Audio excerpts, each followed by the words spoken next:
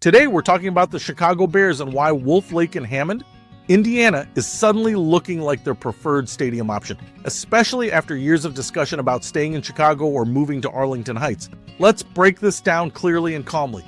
For years, the Bears have said they want one thing: a modern, domed stadium surrounded by a large mixed-use development district. Restaurants, retail, entertainment, hotels, year-round event space, not just a stadium. A destination. The original long-term plan centered around Arlington Heights. The Bears purchased the former Arlington International Racecourse property because it offered something extremely valuable: control.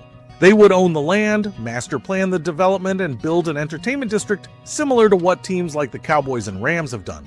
But the Arlington Heights project ran into financial friction, primarily around property tax assessments and the total public subsidy structure.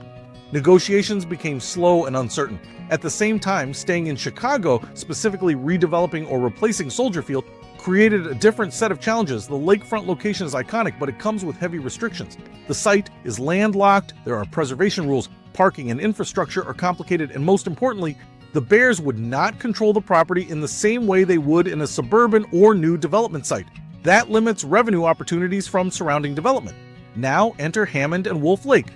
From a business standpoint, Hammond offers several advantages. First, the site provides large-scale development potential similar to Arlington Heights, but potentially with more favorable tax structures and public financing tools available through Indiana. Second, Indiana lawmakers moved quickly and unanimously to create a stadium authority framework, signaling political alignment and urgency. That's critical. Stadium deals often succeed not just because of money, but because of cooperation. There's also geography. Wolf Lake is just across the Illinois border.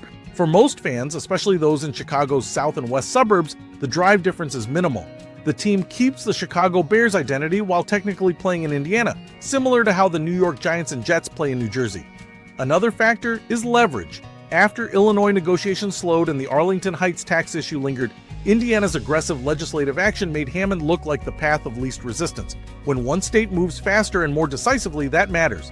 Financially, modern NFL stadiums are less about ticket sales and more about year-round revenue streams. Concerts, Final Fours, Super Bowls, conventions, naming rights, sponsorship activations. A domed stadium near major interstates with development land around it increases that potential dramatically compared to a constrained lakefront rebuild. So when you combine political momentum, development flexibility, tax structure considerations, infrastructure access, and the ability to build a fully controlled entertainment district, Hammond starts to make sense from a purely business standpoint. Now, and this is important, preferred does not mean finalized. The legislative framework is a major step. But financing packages, NFL owner approval, environmental review, infrastructure funding, and final agreements still have to be completed. But if you're asking why Hammond is suddenly the frontrunner after Chicago and Arlington Heights, the answer is simple. Fewer constraints, stronger political alignment, clearer financing mechanisms, and more control over long-term revenue. In the NFL, control and revenue scalability win almost every time.